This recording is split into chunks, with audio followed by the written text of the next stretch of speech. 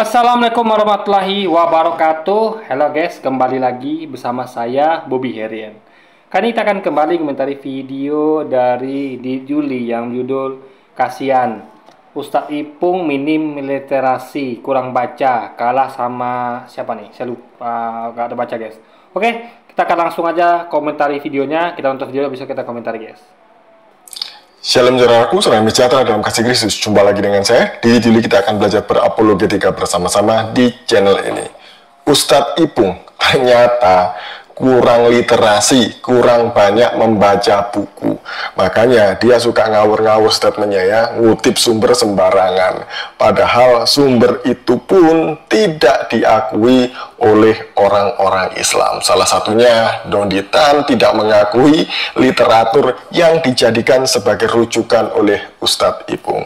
Sebelumnya mari kita bersama-sama melihat Begini ya, kita kalau menyampaikan sesuatu, asal kita yakin dan kita bisa tanggung jawab, selesai. Jadi kita gini loh, kita harus bisa mempertanggungjawabkan apa yang kita sampaikan. Itu intinya. Kayak saya selalu berusaha mempertanggungjawabkan apa yang saya sampaikan. Maka saya kasih argumentasi yang logis. Tidak pernah saya kasih argumentasi itu yang tidak logis, nggak pernah. Saya sampaikan kenapa ini logis, kenapa. Saya sampaikan argumentasinya dan silakan bantah gitu kan. Jadi itu yang nilai pertama, baru sumbernya, ya kan? Karena sumber itu ada banyak perbedaan orang pendapat, ada yang setuju atau tidak, itu hal biasa pro kontra. Yang penting ada bisa nggak pertanggungjawabkan apa yang anda sampaikan, itu intinya guys. Disampaikan oleh Ustadz Ipung berikut ini.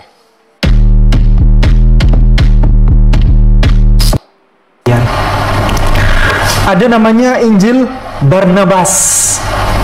Barnabas ini murid Yesus. Murid Yesus.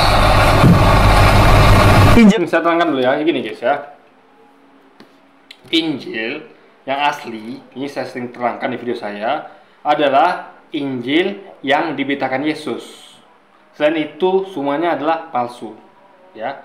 Jadi Injil asli hanyalah yang diberitakan Yesus. Karena Yesus pernah ngomong di Alkitab, ya, bahwa Yesus yang telah memberitakan Injil kerajaan Allah pada kalian, ya kan? Aku yang telah memberitakan Injil kerajaan Allah kepada kalian, kata Yesus.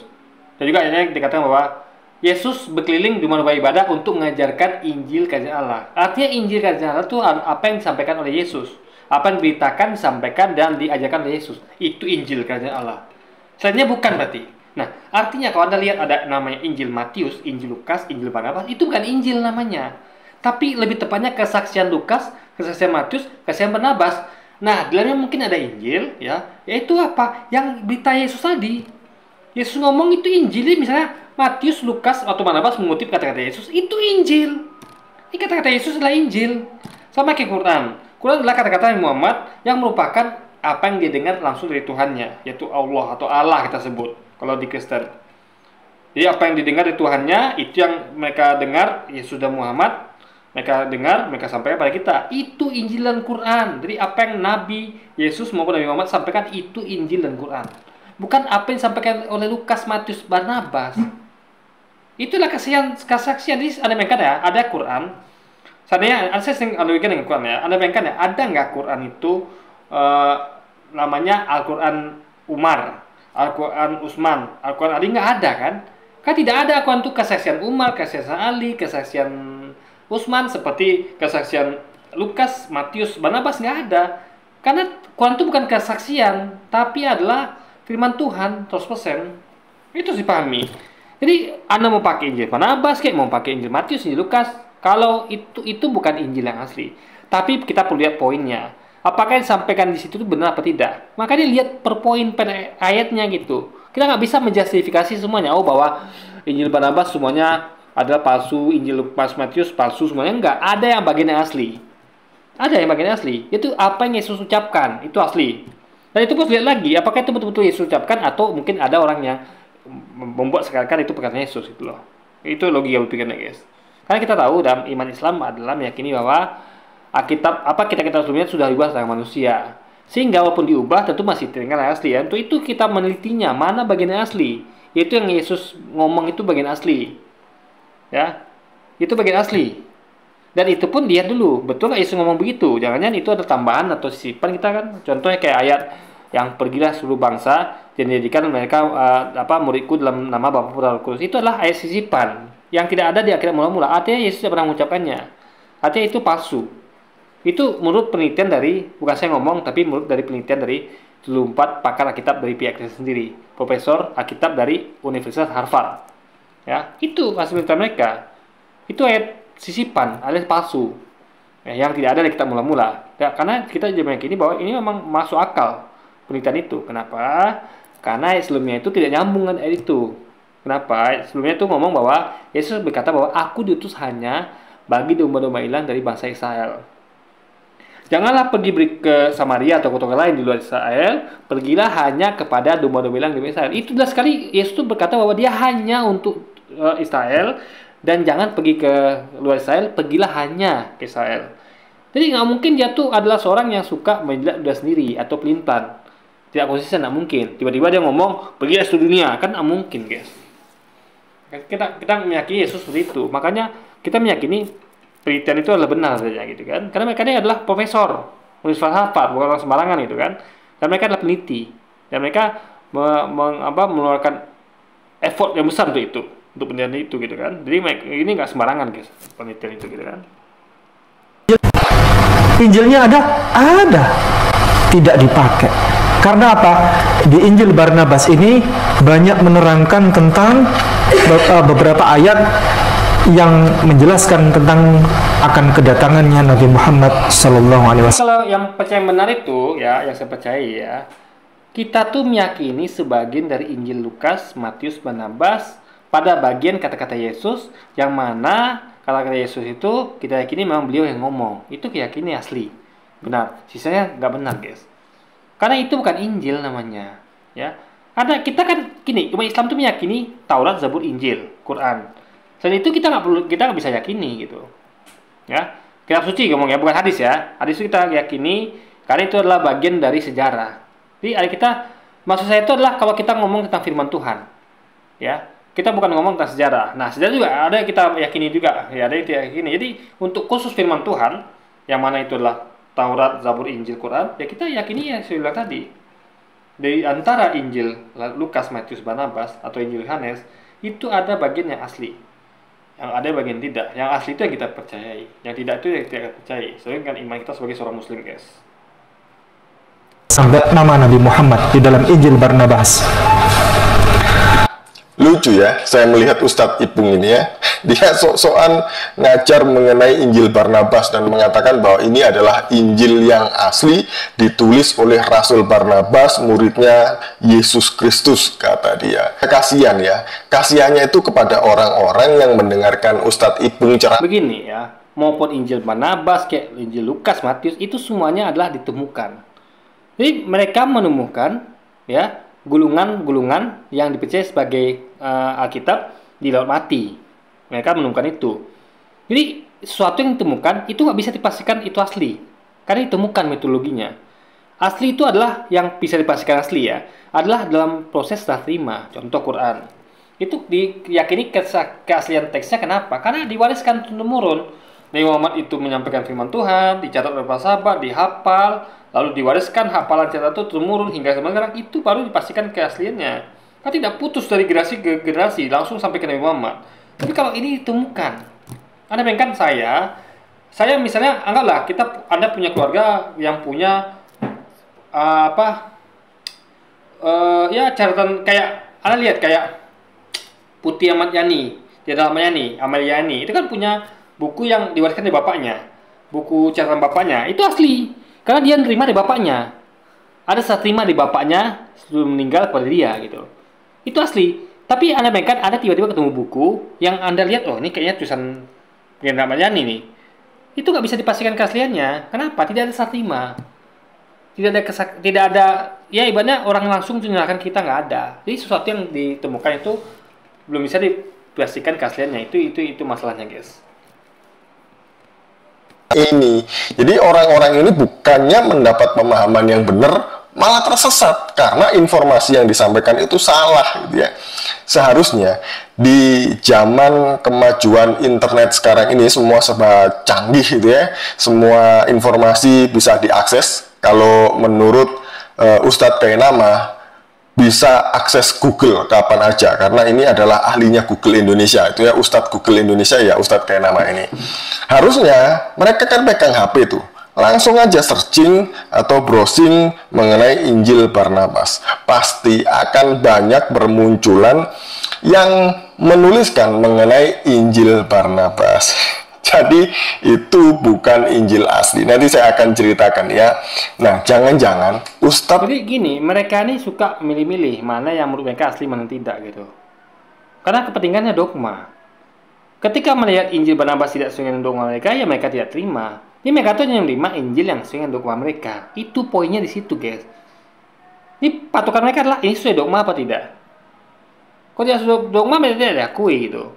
Ini patokannya dogma, bukan keaslian kitab itu gitu loh. Logika pikirnya kan. Kalau kita tidak, kita bukan lihat dogma, kita melihat keaslian itu bukan dari situ. Tapi apakah sampaikan masuk akal, logis dan berhubungan apa tidak gitu kan, logika pikirnya. Jangan-jangan Ustadz Ipung sendiri ini tidak paham, tidak tahu perbedaan antara Injil Barnabas dengan surat Barnabas. Jangan-jangan dia kira ini makanan yang sama ya. Sebelum Injil Barnabas ada muncul di abad ke-16, di abad kedua itu sudah muncul yang namanya surat Barnabas. Apakah surat Barnabas ini ditulis oleh Barnabas, sang rasul? Bukan. Mari kita lihat. Di dalam buku The Apostolic Fathers ini dicatat mengenai buku atau tulisan atau surat Barnabas. Jadi sebenarnya surat Barnabas ini bagus ya. Isinya mengajarkan mengenai dua jalan, jalan terang dan jalan kegelapan. Kemudian mengajak orang-orang Kristen dari latar belakang Yahudi untuk tidak tunduk terhadap aturan-aturan hukum Taurat yang mengikat. Salah satunya adalah mengenai sunat. Dan ternyata... Nah, bagus gimana coba? Untuk diajak untuk melanggar hukum Taurat.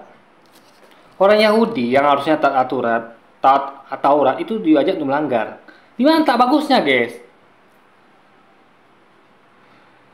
Yahudi, harusnya umat Yahudi itu harus taat pada Taurat. Kenapa kok diajak melanggar? Itu bagus dibilang. Di mana logikanya dijuli coba? Ini berarti kan nggak bagus. Mengajak tuh melanggar hukum Taurat yang ditetapkan pada mereka gitu loh. Sama kayak umat Islam diajak tuh melanggar yang aturan-aturan yang disampaikan kepada kita. Itu kan apa, ngawur namanya, guys. Kok diajak melanggar dikatakan bagus gitu kan?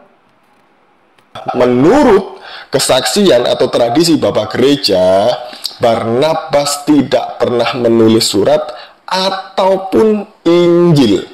Perlu dicatat itu ya. Jadi surat Barnabas ini tidak masuk dalam kanon Alkitab. Apalagi Injil Barnabas yang diagung-agungkan Ustadz Ipung. Anehnya surat Paulus kepada jemaat Korintus kok masuk dalam Injil. Masa itu bukan bahasa Injil ya, masuk dalam Alkitab, dikanonkan gitu. Aneh ya. Surat mana lebih tinggi? Surat Barnabas atau surat Paulus? Ya. Kan itu sebenarnya sama, baik Lukas, Matius, Paulus, Barnabas itu kan sama-sama bukan official, bukan resmi. Yang resmi hanya Yesus. Tapi kok ada pilih-pilih kasih? Kenapa kok Paulus dimasukkan suratnya kepada jemaat Korintus? Kenapa Barnabas tidak dimasukkan gitu?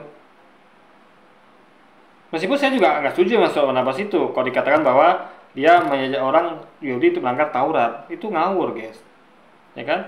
Sama kayak ada orang ngajak orang Kristen untuk melanggar aturan dari Kristen, itu ngawur, gitu loh. Ya kan? Sama kayak orang ngajak orang Islam untuk melanggar atau Islam, itu ngawur, guys. Ya orang kok diajak melanggar aturan agamanya gitu loh. Kecuali kalau dia memang nggak percaya lagi, oke lah. Tapi kalau dia masih percaya, masa kita ajak melanggar, guys? Atria tadi itu ya. Nah, ngomong-ngomong mengenai Injil Barnabas yang katanya asli oleh Ustadz Ipung Atria tadi itu, ternyata Injil ini ditolak oleh seorang mualaf yang namanya Don Ditan. Mari kita melihat videonya. Kan banyak juga umat Islam yang menganggap bahwa di ada di dalam apa Injil Barnabas gitu ya, disebutkan Ahmad gitu kan. Itu sebenarnya kalau buat kita nih yang udah baca bener-bener Gospel Barnabas itu kita jangan ngikutin. Ya. Jadi yang maksud Donitan itu adalah jangan ikuti seluruhnya. Dia kan sudah baca semuanya. Jadi yang kita ikutin tuh yang bagian-bagiannya gitu. Yang mana yang masih asli, itu yang kita ikutin. Ibaratnya dia tuh jangan ikutin seluruhnya. Sama kayak kita jangan ikutin seluruh kan dari Injil Matius, Lukas, Yohanes, jangan kita ikuti seluruhnya. Kita ikuti yang mana hanya yang masih asli. Itu loh guys maksudnya, ya kan? Dengan Injil Barnabas itu Kalau saya Ipung tadi kan mengatakan tuh ikuti Injil Barnabas, dia mengatakan seluruhnya asli tidak. Saya katakan tidak. Yang asli hanya beberapa bagian saja, yang mana masih sesuai dengan Al-Quran dan hadis, guys. dengan Injil Barnabas itu jangan diikutin oleh umat Islam, jangan dipakai sebagai referensi. Karena apa? Yang disebut sebagai Mesias itu bukan Yesus, malah Nabi Muhammad SAW. Nah, dia kan sebut bagian-bagian itu. Artinya kan nggak keseluruhan. Ada bagian tertentu yang itu tidak diyakini gitu kan. Dia tidak mengatakan seluruhnya gitu.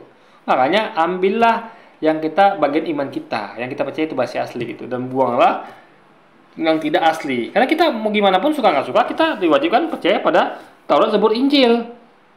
Ya gitu, ada sebagian di Alkitab mereka, Alkitab orang Kristen. Ini mau bilang apa lagi? Terus memang diwajib untuk percaya kok.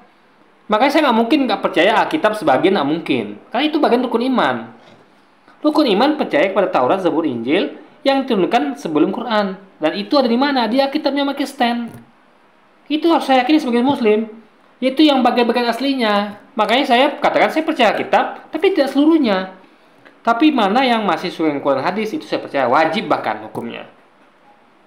Jadi kita tidak percaya Alkitab seluruhnya, tapi kita percaya pada bagian tertentu.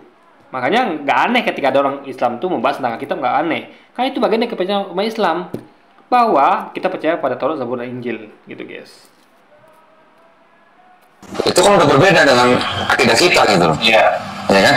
Jadi jangan menggunakan Injil Barnabas sebagai dalil atau referensi. Jadi yang berbeda akidah saja, yang sama akidah ya kita pakai gitu logikanya kan. Itu yang maksud oleh Donitan tuh guys. Sebagai dalil atau referensi untuk umat Islam, jangan. Dan dipercaya bahwa Injil Barnabas itu yang sekarang disimpan di museum di Turki itu ada yang bilang bahwa itu adalah tulisan daripada orang Muslim. Gitu ya. Jadi jangan dipakai gitu. Tuh kan, lebih pintaran Donitan. Ternyata Donitan ini lebih banyak Bukan, dia bilang lebih pintar tuh karena Donitan tuh sesuai dengan dogma dia. Itu masalahnya guys. Jadi di Yuni kalau sesuai dengan dogmanya dibilang pintar gitu kan. Nggak gitu, menilai orang tuh bukan begitu logikanya. Jadi kita bilang ya, jadi yang dimaksud oleh, saya yakini yang dimaksud Ustaz Ipung itu adalah Injil Barnabas itu dia meyakini sebagiannya. Sama kayak Donitan. Jadi mereka ini sama-sama memaksukan bahwa jangan percaya seluruhnya gitu. Paham ya? Jadi Ustaz Ipung mengatakan bahwa pakai Injil Barnabas tentu bukan konteks seluruhnya. Lalu Donitan juga gitu. Jangan pakai Injil Barnabas alias pakai setengahnya saja, sebagian saja gitu. Ini sama saja sebenarnya gitu kan. Cuman Anda saja yang kurang dapat menangkapnya gitu kan. Itu saja poinnya guys. Membaca atau punya sumber literatur daripada Ustadz Ipung gitu ya. Donitan mengakui udahlah, jangan anggap Injil ini sebagai Injil asli yang menubuatkan Nabi gitu ya. Karena kenapa? Dalam Injil Barnabas ini yang dinubuatkan sebagai seorang Mesias, yang disebut sebagai seorang Mesias itu adalah Nabi Muhammad, bukan Yesus. Karena Mesias itu seharusnya untuk Yesus, bukan Muhammad. Dan itu betul, itu tertulis dalam Injil Barnabas. Kalau kita mau jujur ya, sebenarnya kedua-duanya Mesias. Kan Yesus pernah berkata bahwa aku tidak akan pergi ya, karena kalau tidak pergi, seorang penolong itu tidak akan datang kepada kalian. Dia menyebut yang akan datangnya itu setelah dia pergi itu adalah seorang penolong. Seorang penolong artinya apa? Mesias. Mesias adalah seorang penolong, penyelamat. Artinya nanti yang datang itu adalah Mesias juga. Jadi ada Mesias berikutnya setelah Yesus, itu loh poinnya. Jadi baik Muhammad, baik Yesus, menurut dari kata-kata Yesus di Alkitab adalah sama-sama Mesias guys gitu. Jadi Ini seorang penolong yang lain. Kalau Yesus adalah seorang penolong, seorang Mesias, kalau dia bilang bahwa akan ada nanti seorang penolong yang lain, artinya yang lain adalah seperti dia tentunya. Sama-sama seorang penolong, kan seorang penolong yang lain. Dia seorang penolong, akan datang seorang penolong yang lain. Artinya sama-sama penolong, sama-sama Mesias, guys. Itulah Nabi Muhammad. Dalam Injil Barnabas, apakah Ustadz Ipung mau mengakui bahwa Nabi Muhammad seorang Mesias? Mari kita melihat Injil Barnabas ya. Jadi Injil Barnabas ini adalah Injil kata Yesus. Kalau Yesus bilang bahwa nanti dia akan meminta Bapa untuk mengutus seorang penolong yang lain, artinya Nabi Muhammad juga Mesias juga. Sama kayak Yesus seorang penolong, Nabi Muhammad adalah seorang penolong yang lain, sama-sama Mesias, guys. Itu iman saya mengatakan seperti itu gitu kan. Yang baru ditulis di abad ke-16 ini ya, Injil kemarin sore jika dibandingkan dengan Injil-Injil asli yang ditulis di abad pertama. Nah, jadi Injil ini ditulis dalam bahasa Italia. Injil itu kalau ditulis tahun abad 16, bisa jadi dia mengcopy, kan kita nggak tahu namanya ditulis. Bisa jadi dia mengopi pasti dari yang Injil yang dahulu, bisa jadi gitu. Misalnya dia tuh meneliti kayak hadis lah, dia meneliti itu kan, lalu dia dapat yang sumber-sumber dahulu, bisa jadi, kita kan nggak tahu. Intinya adalah bukan abad berapa ditulis, tapi isinya yang penting, di cross itu isinya. Ngerti nggak? Saya nulis sekarang nih, kalau saya nulis yang saya tulis adalah Al-Quran gimana? Berarti walaupun saya tulis di abad 20, tapi yang saya tulis kan Al-Quran yang disampaikan zaman Nabi Muhammad. Jadi intinya adalah esensinya adalah teksnya, bacanya, bukan kapan tulis, guys. Itu harus diteliti, ya kan? Dan Spanyol. Jangan terkecoh sama abadnya, tapi apa yang itu memang dari sumber yang asli apa tidak gitu kan? Dan Spanyol. Isinya itu memang bertentangan dengan Alkitab ya, karena letak geografis dalam Injil ini itu salah-salah, banyak yang salah. Kemudian Injil ini menubuatkan mengenai kedatangan Muhammad juga. Ya, makanya Ustadz Ipung senang sekali dengan tentang keadaan geografis. Kita tahu bahwa dunia banyak berubah. Tempat yang dulu ada sekarang nggak ada. Contoh di daerah saya, ada tempat yang itu dulu ada sekarang nggak ada lagi. Contoh Jakarta aja lah, ya. Dulu KM 50 itu tempatnya itu adalah rest area. Sekarang nggak ada lagi gitu. Jadi banyak tempat-tempat itu yang hilang, guys. Dulu misalnya pada rumput tiba-tiba jadi tempat tambang. Lalu setelah tambang selesai jadi lagi tempat itu genangan air. Banyak perubahan geografis itu. Dulu tempat itu adalah lautan, tiba-tiba jadi pendangkalan sehingga menjadi pulau baru, atau dulunya adalah pulau lalu karena naik air laut jadi tenggelam. Jadi banyak perubahan geografis, banyak perpindahan manusia, banyak perpindahan kota dan segala macam. Jadi untuk itu perlu penelitian lebih lanjut gitu kan. Jadi nggak bisa kita tuh jadi semua itu ada perubahan nama kota, nama desa, ada perubahan tempat gitu kan. Misalnya dulu tempat itu sepi, dia rame, tempat dulu nggak berpenduduk tiba-tiba ada penduduknya, tempat itu dulu banyak penduduk tiba-tiba hilang penduduknya gitu kan. Entah tempat itu karena pada bencana atau segala macam. Ini banyak sekali yang perlu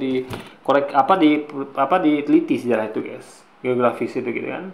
Kita kalau melihat di pasal ini pasal yang ke-40. Contoh zaman dulu kalau Anda lihat Jawa itu isinya adalah Kerajaan Majapahit, Kerajaan Sriwijaya. Anda tidak akan temukan kota Bandung, tidak ada dulu. Nggak ada kota Semarang, nggak ada. Yang ada Kerajaan Sriwijaya Majapahit.